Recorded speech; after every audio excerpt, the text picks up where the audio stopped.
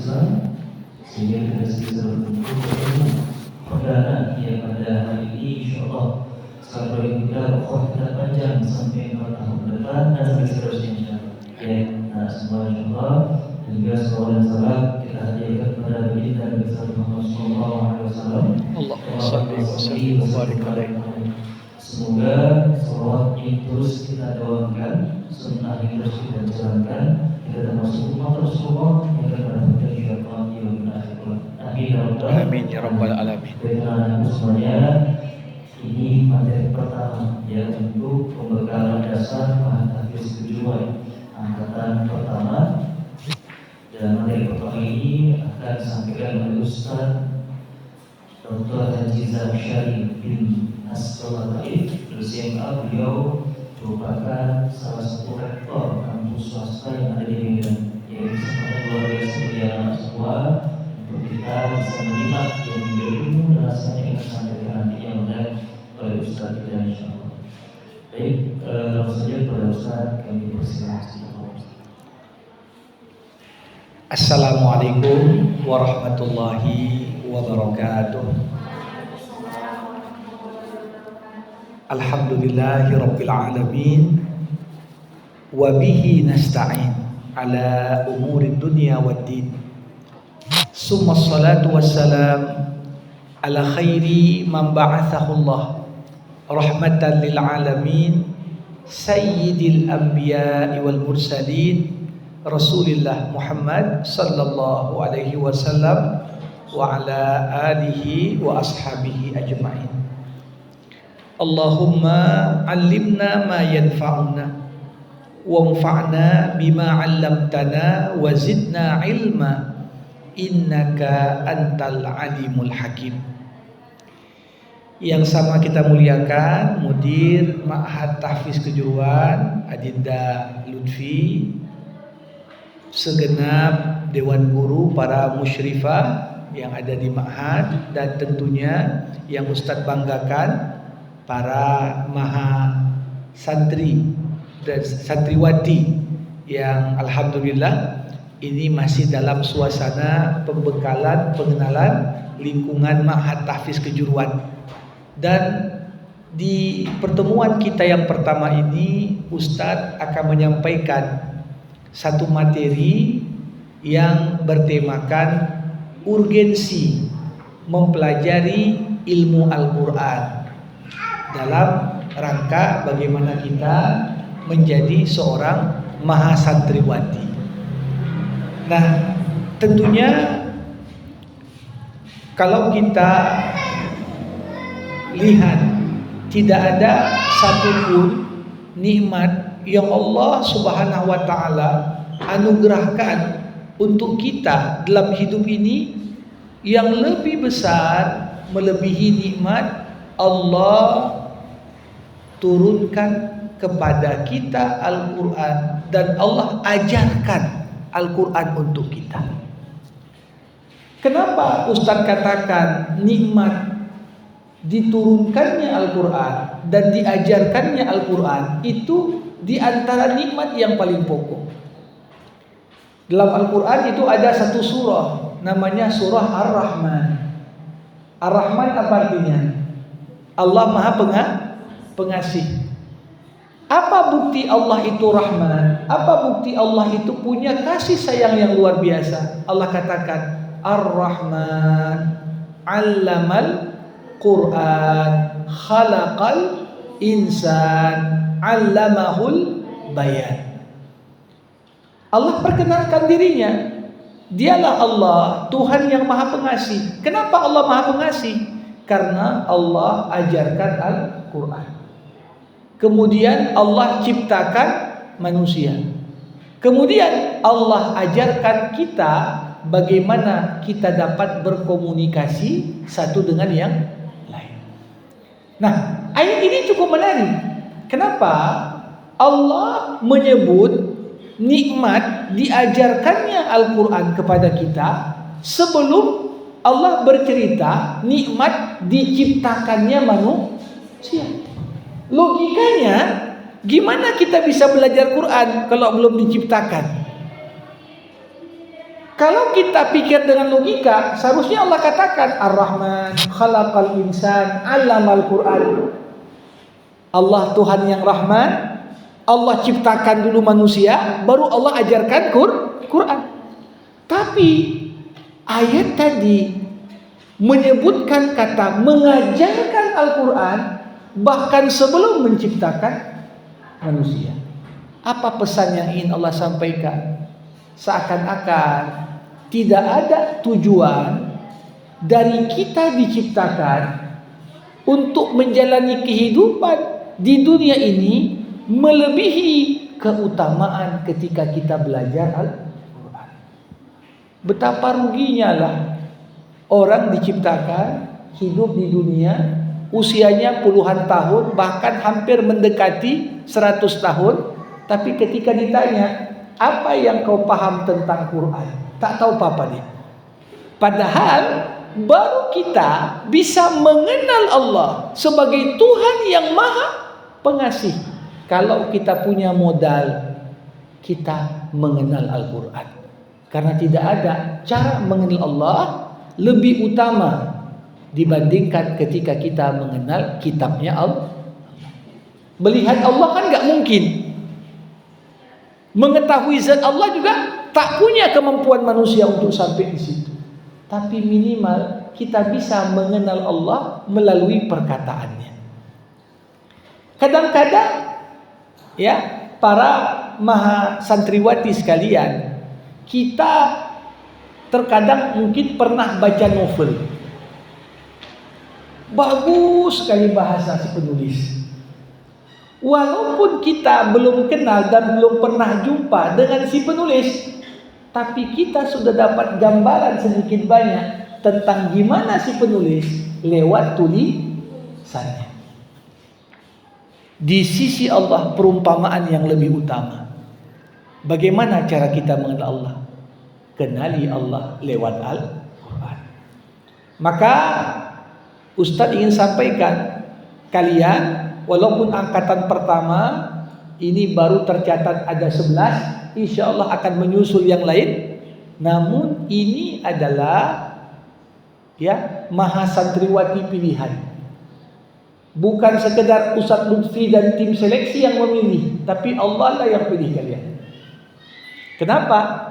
Ini sebuah keutamaan besar. Kalau Allah menginginkan kebaikan untuk seseorang, Allah gerakkan hatinya untuk memperdalam ilmu agama. May yuridillah bihi khairan yufaqihu fiddin. Kalau Allah sudah inginkan kebaikan, digerakkan hati kita. Tidak ada yang lebih kita cintai melebihi apa? Gimana aku bisa jadi seorang hafizah Al-Quran? Bagaimana aku paham Al-Quran ini dari awal sampai akhir? Bagaimana Al-Quran ini dengan segala pesan agung yang ada di dalamnya bisa kita amalkan dalam kehidupan kita sehari-hari. Nah, ini yang Ustadz sampaikan tadi sebagai bukti kasih sayang Allah untuk kalian semua. Nah, hadirin yang berbahagia, kalau Al-Quran itu adalah jalan bagi kita untuk bisa mengenal Allah, untuk bisa paham apa kepingin Allah, apa yang Allah sukai, apa yang Allah benci, berarti Quran ini adalah kunci. Makanya tidak ada satupun ilmu dalam kehidupan di dunia ini yang lebih utama untuk dipelajari melebihi ketika kita mempelajari ilmu Al-Quran. Makanya ada hadis Nabi, apa bunyinya? Khairukum man ta'allamal Quran wa 'allamahu. Sebaik-baiknya orang di antara kalian adalah orang yang belajar Al-Quran. Ketika dia dapat ilmu tentang Al-Quran, tahu dia cara baca Quran dengan kaedah tajwidnya, tahu dia apa-apa saja hukum-hukum dalam Al-Quran, paham dia kisah-kisah dalam Al-Quran, paham dia sumpah-sumpah Allah dalam Al-Quran, paham betul dia bagaimana perumpamaan-perumpamaan dalam Al-Quran. Setelah dapat ilmu ini, diajarkannya ilmu itu untuk orang. maka itu adalah sebaik-baiknya di antara manusia. Nah, jadi di antara manusia itu, kalau standar di sisi Allah, di sisi Nabi, bukan yang gelarnya tinggi. Kalau gelar tinggi, tapi dia diharamkan Allah untuk bisa memahami Quran, ini adalah sebuah penghalang yang cukup luar biasa, mengharamkan kita dari sumber-sumber kebaikan. Nah, para hadirin sekalian, kalau kita berbicara tentang ilmu Al-Quran, sebenarnya apa itu ilmu Al-Quran? Ilmu Al-Quran ini adalah segala ilmu yang dibutuhkan oleh seseorang untuk dapat memahami Al-Quran dan pesan-pesan Allah di dalamnya dalam batasan kemampuan manusia.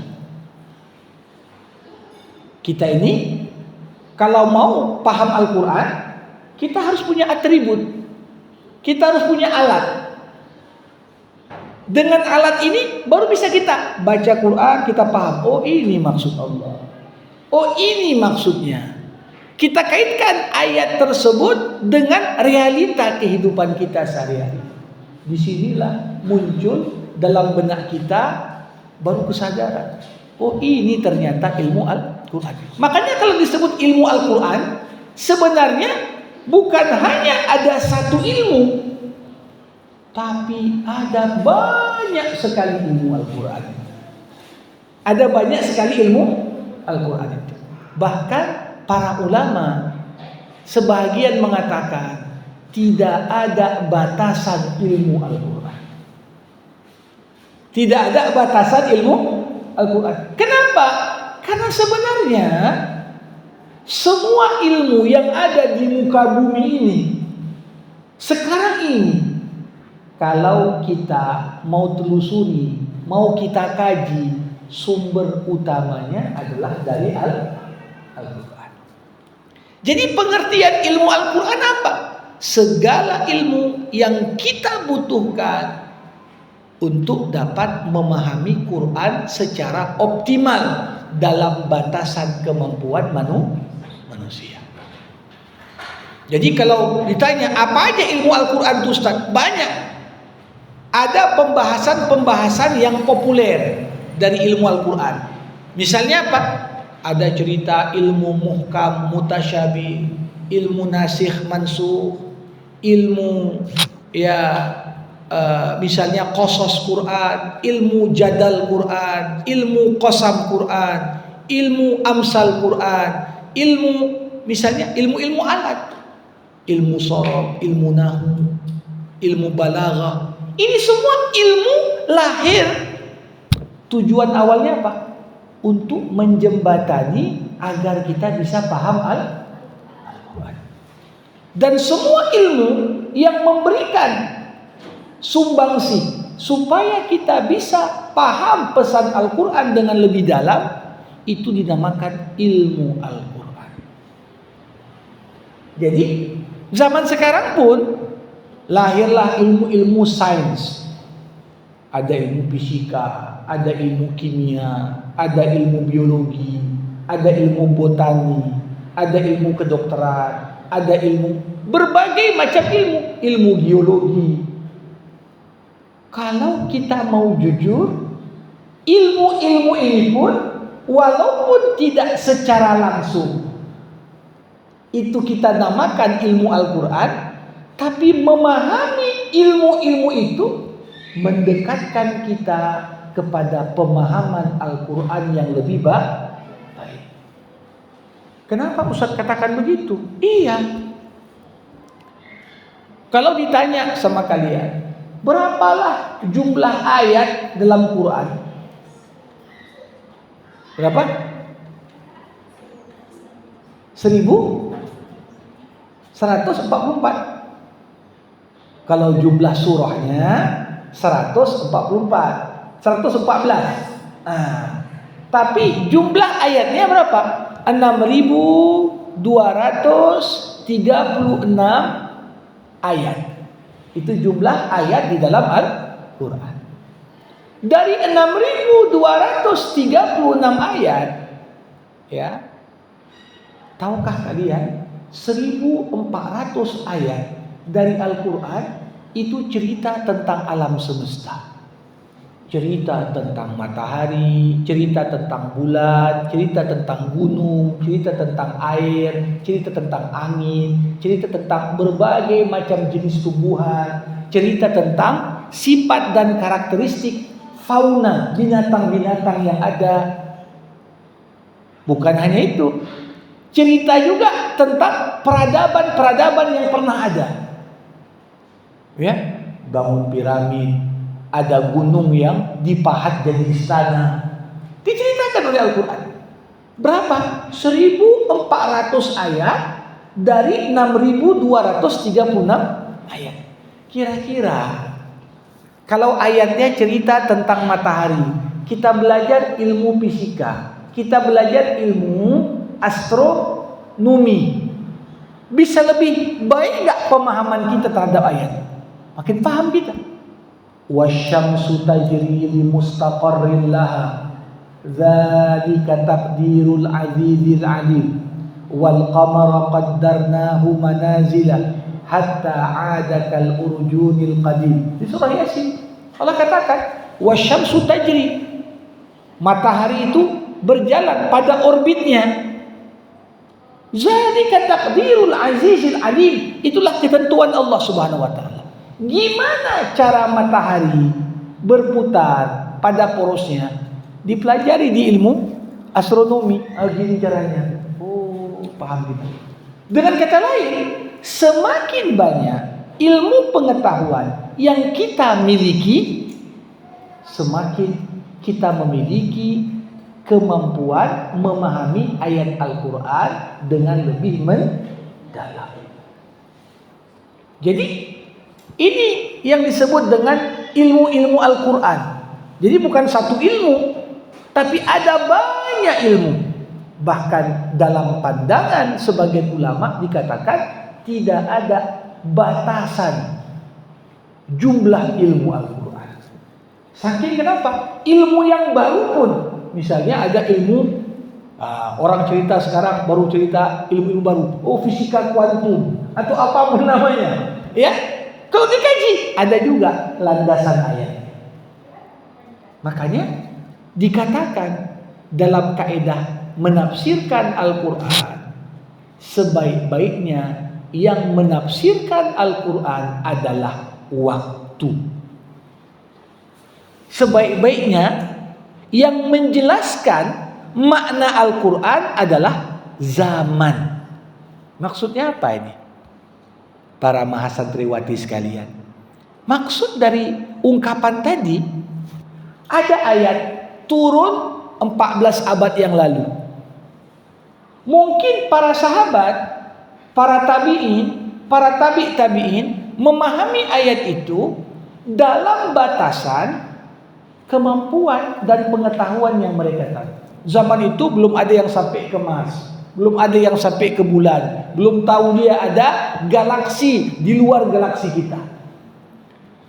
Seiring dengan bertambahnya ilmu pengetahuan, kita akan semakin sadar, ya Allah, kecil kalilah kita manusia ini. Makanya semakin banyak ilmu kita peroleh, semakin mendekati pemahaman yang sebenarnya. Dikatakan tidak akan datang hari kiamat sampai semua rahasia Al-Quran tersingkap. Jadi zaman sekarang, apakah rahasia Quran itu sudah tersingkap semuanya? Masih banyak yang kita sampai sekarang belum paham. Apa maksud ayat? Apa maksud dari kata-kata ini? Tapi seiring dengan berjalannya waktu ditemukan fakta. Oh, ini maksud ayatnya. Maka dari itu, makin zaman itu berlalu, tersingkap satu persatu makna sebenar dari ayat, itulah sebaik-baiknya yang dapat menafsirkan Al-Quran. Nah, para hadirin sekalian, kalau kita bercerita tentang Al-Quran, ilmu yang berkaitan dengan Al-Quran ini secara umum dibagi menjadi dua. Ilmu yang berkaitan dengan Al-Quran ini secara umum dibagi menjadi dua. Ini pembagian yang disampaikan Imam Al-Ghazali. Yang pertama disebut oleh Imam Ghazali namanya kelompok ilmu kulit. Kelompok ilmu kulit. Jadi Quran itu kalau kita ibaratkan sebuah buah, ada kulitnya. Dan yang kedua ada namanya kelompok ilmu isi. Ada kelompok ilmu kulit, ada kelompok ilmu isi. Kita misalnya mau buka durian, beli durian, apa bisa langsung kita makan? Enggak. Kita harus tahu cara berinteraksi dengan kulit supaya nggak tertusuk, supaya tak terluka. Tahu kita kulitnya ini. Setelah kita tahu membukanya, barulah kita sampai pada isinya. Maka orang yang mau belajar Al-Quran, ini ada tahapan. Jangan langsung dia belajar, saya mau isinya, tapi nggak tahu kulitnya. Nggak tahu kulitnya. Apa ilmu kulit Al-Quran itu? Semua yang berkaitan dengan cara baca, makhraj, panjang pendek, ya, ilmu-ilmu alat, ilmu nahu, ilmu sorob, ilmu balaghah, ilmu bayan, ilmu badi, ini ilmu kulit. Kenapa? Kulitnya Al-Quran itulah semua ilmu yang kita butuhkan dalam berinteraksi dengan lafal-lafal, kata-kata yang ada dalam Al-Quran. Mungkin gak bisa paham isi Quran, tahsinnya pun belum betul. Baca dulu betul, panjang pendeknya udah sesuai dengan kaidah ilmu tajwid. Udah tahu dia ini mad apa, mad arid disukun, mad tabi'i, mad lazim. Ya, setelah dia tahu, berarti satu tahapan dari kulit udah dia kuasai. Saya udah bisa baca dengan bacaan yang benar, supaya tidak salah baca. Kenapa? Salah baca, panjang pendek, salah baca dalam mengeluarkan tiap huruf dari makhrajnya bisa berpotensi merusak dan menggeser makna. Kita baca Maliki Yaumiddin dengan Maliki Yaumiddin, udah lain artinya. Ya, kadang-kadang kita salah baris saja udah lain maknanya. Innama yakhsyallaha min ibadihil ulama'u. Kalau dibaca innama yakhsyallahu min ibadihil ulama'a, sudah lain artinya. Kalau kita baca dengan bacaan pertama, yang paling takut sama Allah adalah orang-orang yang berilmu. Kalau salah baris, kita baca Allah takut sama orang yang berilmu, kan sudah beda. Jadi walaupun namanya ilmu kulit, ini nggak bisa kita anggap enteng, ya. Maka kalau dikatakan ini proses menghafal 4 tahun, itu singkat dianggap, singkat. Kenapa? Karena saya udah belajar dalam pengertian Quran dari SD, masuk spesialisasi bidang tafsir dan ilmu Al-Quran dari S1 tambah S2, S1 3,5 tahun, S2 saya selesai setahun setengah, S3 3 tahun. Ini pun belum khatam saya belajar tentang ilmu Al-Quran. Makanya saya katakan tadi, seperti dikatakan para ulama, gak ada batasan ilmu Quran. Nah, maka dari itu, ya, di ma'had ini sambil nanti kalian juga didaftarkan menjadi mahasiswi, ikut belajar juga secara akademik selain menghafal. Nah, diharapkan apa? Diberikan pada kalian atribut kemampuan untuk apa? Minimal udah kuasai beberapa ilmu kulit. Ilmu kulit, ilmu tajwid, ilmu tahsin, ini ilmu kulit. Termasuk semua ilmu bahasa Arab. Karena Quran itu turun dengan bahasa Arab, bukan turun bahasa Aceh. Kalau enggak nanti belajar bahasa Aceh wajib kan gitu, supaya bisa paham Al-Quran. Tapi karena Quran turun dalam bahasa Arab, bacaan-bacaan sholat kita juga berbahasa Arab. Bisa dibayangkan takkan baik kualitas bacaan Quran kita, kualitas sholat kita, sampai kita minimal paham kadar tertentu dari bahasa Arab. Coba bayangkan ya hadirin sekalian, dulu di awal Islam itu masih boleh orang mabuk, sampai turun ayat, wahai orang-orang yang beriman, jangan kau sholat kalau kau masih di bawah efek minuman keras. Tujuannya apa? Supaya kau paham apa yang kau baca. Karena dianggap mabuk membuat orang gak paham apa yang dibaca. Nah zaman sekarang gak mabuk pun gak paham juga. Kenapa? Kurang ilmu bahasa Arab. Jadi kok dikatakan ilmu bahasa Arab itu ilmu Quran juga, Ustaz? Iya. Ilmu nahu supaya kita tahu ini kok barisnya dhammah, ini kok barisnya fathah, ini kok barisnya kasroh. Apa kalau kita ganti baris-baris ini, apa hubungannya dengan perubahan arti? Itu ilmu nahu. Ilmu sharaf ada di surah Al-Kahfi, ada kata tastati, ada kata tasfi. Apa bedanya? Sama-sama artinya bisa, tapi ada huruf yang dihapus. Apa pengaruh huruf yang dihapus terhadap makna? Ini juga kajian yang panjang lebar. Itu ilmu sharaf. Ada ilmu balaghah. Ilmu balaghah itulah yang membuat kita bisa menikmati keindahan bahasa Al-Quran. Kadang-kadang Allah, kalau dalam bahasa Indonesia ada istilah metafora, bahasa kiasan. Kadang-kadang Allah buat perumpamaan orang Yahudi yang diberikan kitab suci Taurat, tapi mereka tak pelajari Taurat, tak mengamalkan Taurat, sama seperti seekor keledai membawa kitab. Kira-kira kalau seekor keledai bawa ensiklopedi ditaruh di punggungnya, halamannya sampai ribuan halaman, apakah dengan membawa ensiklopedi berubah keledai jadi profesor? Enggak.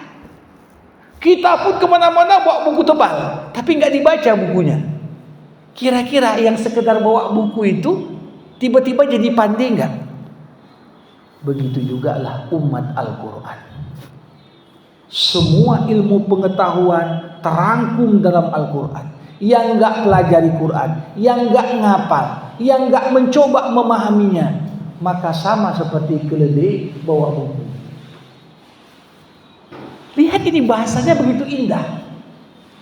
Dari mana kita tahu keindahan itu? Belajar namanya ilmu balaghah. Nah, jadi ada ilmu kulit. Cara bacanya, panjang pendeknya, makhrajnya, wakafnya, di mana berhenti, di mana harus sambung.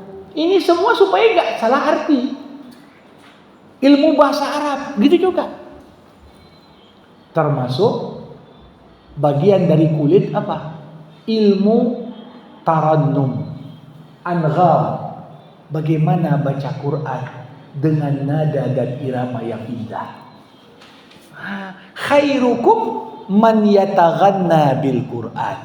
Sebaik-baiknya di antara kalian adalah yang membaca Quran dengan suara yang indah. Zayyinul Quran bi aswatikum, kata Rasul. Perindah suara kalian dengan Al-Quran. Kadang-kadang ada orang yang memang Allah kasih suara yang indah. Sayang, suara indah hanya pakai itu nyanyi lagu aja. Padahal nyanyi lagu nggak ada pahalanya. Apa gitu? Ketika dia gunakan suara yang indah tadi, dia lantunkan Al-Fatihah, dia lantunkan An-Nas, dia lantunkan surah Yasin, dia lantunkan Ali Imran. Dengar orang. Bukan hanya yang dapat pahala, yang dengar, yang ngaji pun dapat pahala. Jadi dulu ada sahabat Nabi namanya siapa? Abu Musa Al-Ash'ari. Abu Musa Ash'ari. Kebiasaan dia siap sholat isya pulang ke rumah ngaji. Saking indahnya suara Abu Musa, Nabi Muhammad sering di malam hari keluar dari masjid, diam-diam pergi ke rumah Abu Musa, berdiri di jendela kamar Abu Musa, mendengarin Abu Musa baca Quran. Satu malam Abu Musa kepanasan di kamarnya, dibukain jendela, terkejut Abu Musa, ada Rasulullah sini. Sejak kapan kau ada di sini Rasulullah? Dari tadi kau mulai baca, aku udah di sini gitu. Apa kata Abu Musa? Kalau ku tahu kau ada di sini dari tadi, udah lebih ku perindah lagi suaraku. Ini gambaran apa? Ilmu kulit. Artinya apa? Ketika kita diberikan Allah suara indah, berupayalah untuk memperindah bacaan. Berupayalah bagaimana bacaan yang indah itu bisa memberikan pengaruh kepada orang yang mendengar. Nah, ini ilmu-ilmu yang berkaitan dengan kulit. Nah, kelompok ilmu Al-Quran yang kedua, ilmu isi atau ilmu kandungan. Ilmu isi atau ilmu kandungan ini apa? Segala ilmu yang kita butuhkan untuk dapat sampai pada pemahaman makna dan pesan Al-Quran. Makanya tadi Ustaz katakan ada banyak sekali ilmu-ilmu yang masuk kategori ilmu makna ini, ilmu isi. Ibarat kita tadi mau makan durian, sebelum dimakan daging duriannya kita buka dulu kulitnya. Begitu dapat sampai ke isinya barulah kita nikmati.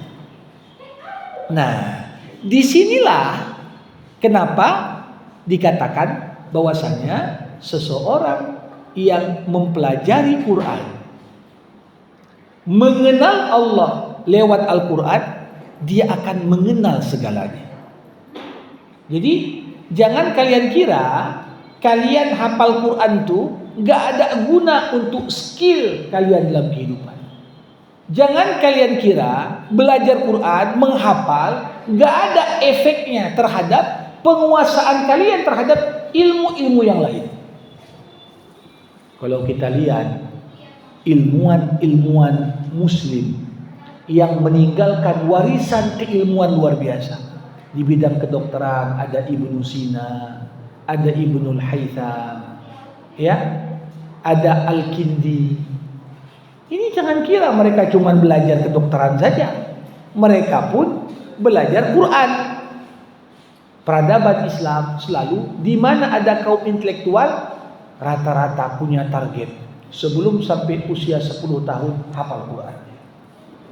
Ustadz, kami udah mau kuliah ini baru hafal Quran. Gak apa-apa, lebih baik terlambat daripada gak sama. Apa yang gak bisa dikejar semua, jangan tinggalkan semua. Nah, jadi dengan kalian hafal Quran, pertama Allah bukakan untuk kalian ketajaman pikiran. Orang yang hafal Quran, orang yang selalu mentadabburi Quran, ini pikirannya jauh lebih tajam, analisisnya jauh lebih dalam. Itu salah satu manfaat. Nah, beberapa ilmu-ilmu tentang isi pesan Quran apa saja? Pertama, ada namanya ilmu sababun nuzul. Itu ilmu sendiri tuh.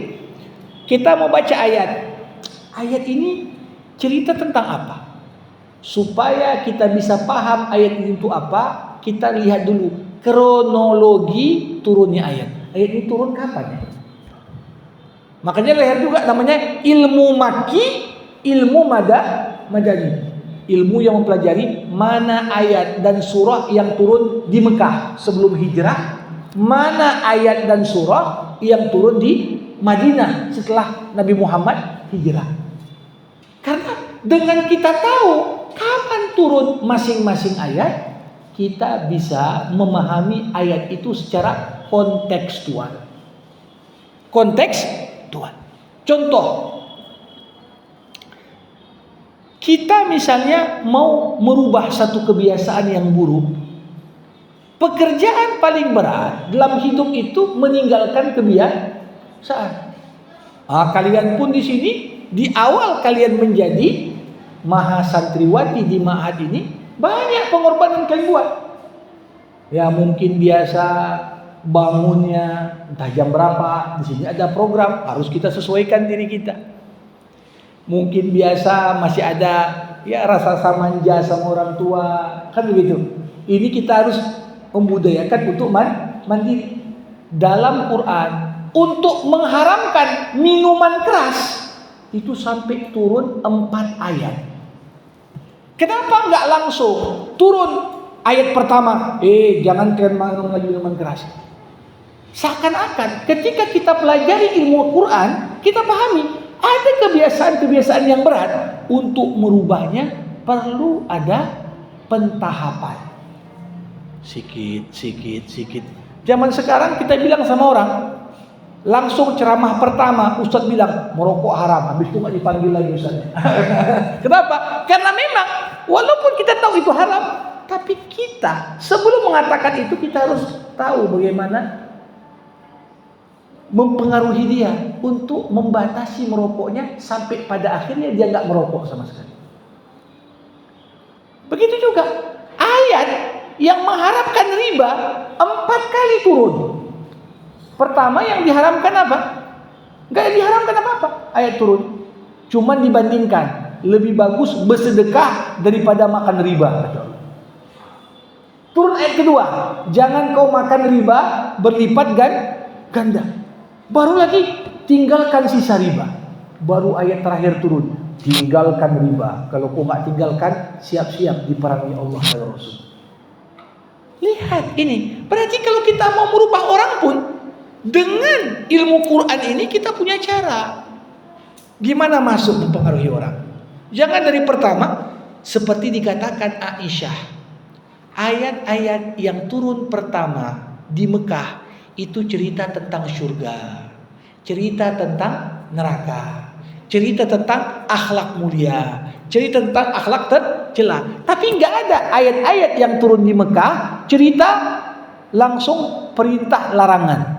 Jangan makan riba, jangan jual beli dengan cara nipu. Nggak ada disebutkan di awal. Kenapa?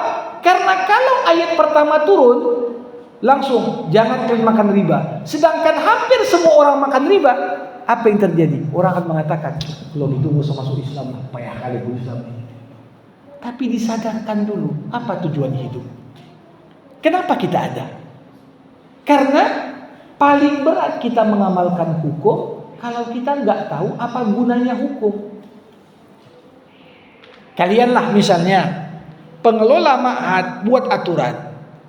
Bangun pagi begini, jam sekian pakaian harus begini, nyuci harus begini. Ada peraturan. Nah, kalau kalian mengenal peraturan tapi tidak mengenal yang buat peraturan, ujungnya apa? Kalian curiga. Jangan-jangan dibuat ini karena ustazahnya begini. Tapi kalau kita paham maksudnya, oh sengaja dilarang berpakaian seperti ini, tujuannya biar jangan begini.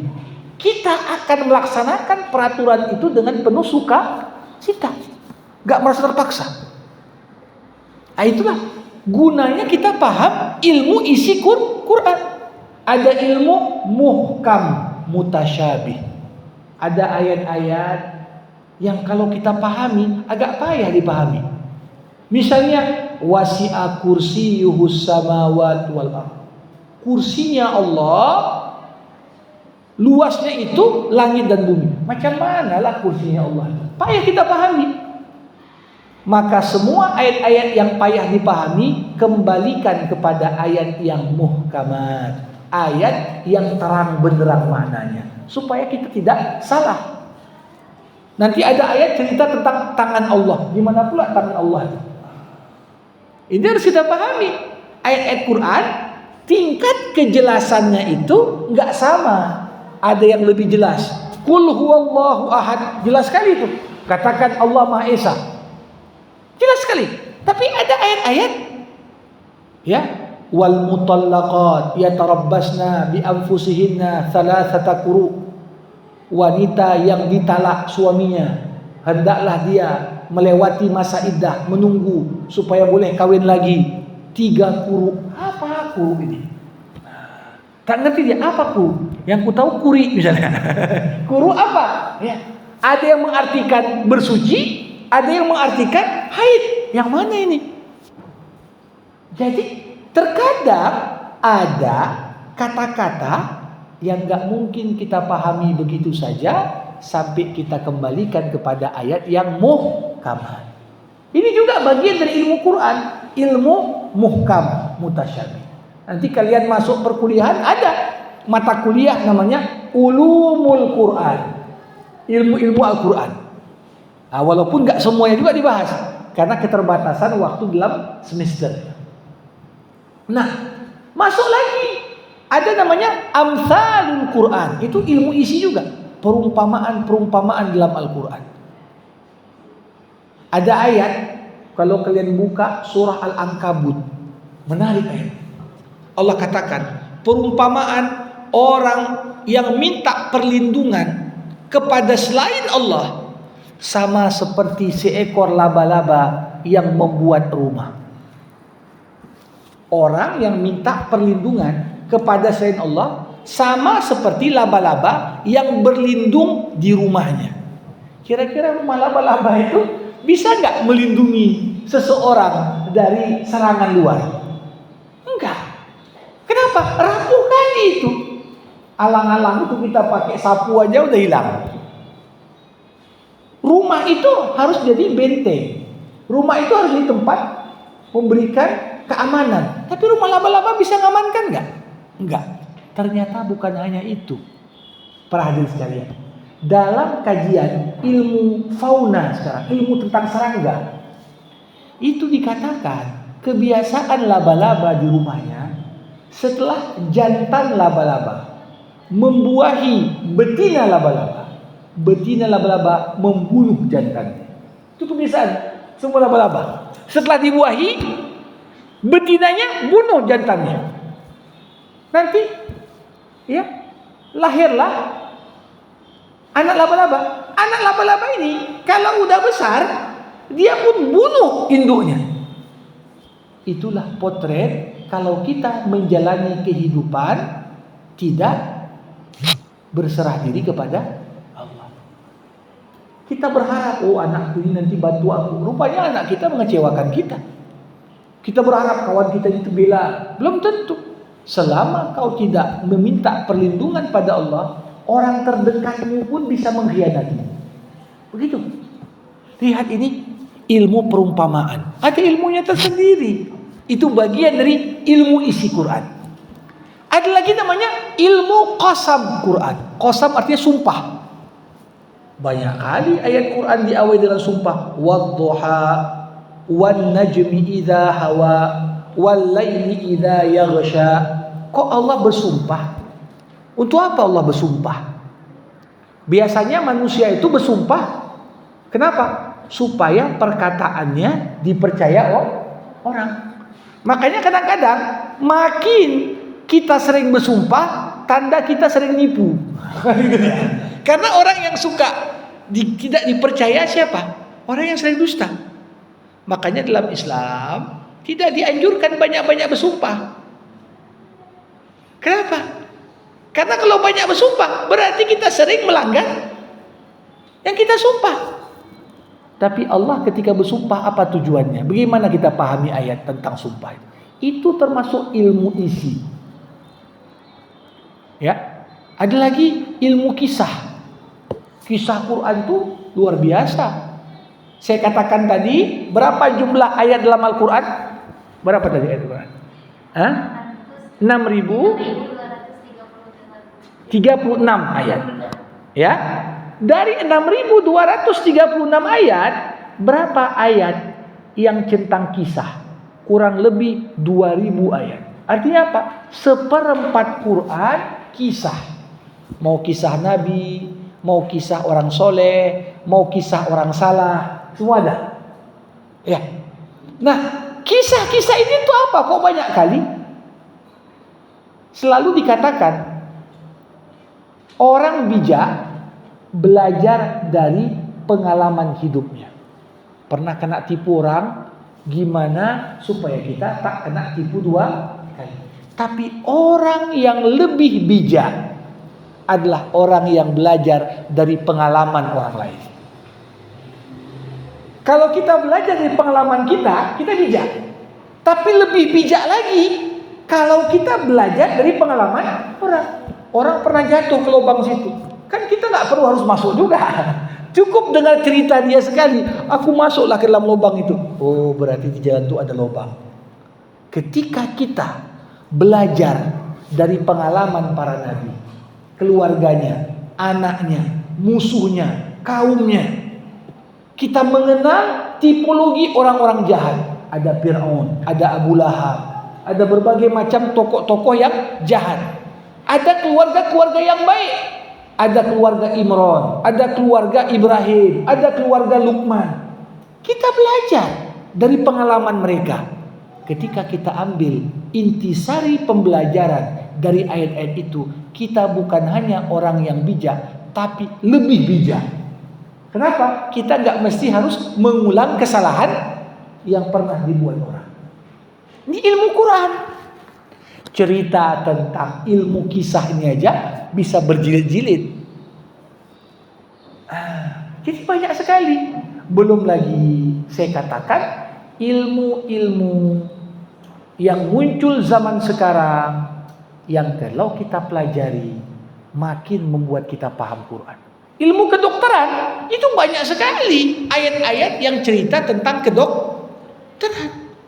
Cuma problemnya banyak dokter tak belajar Quran, jadi dia nggak ngerti.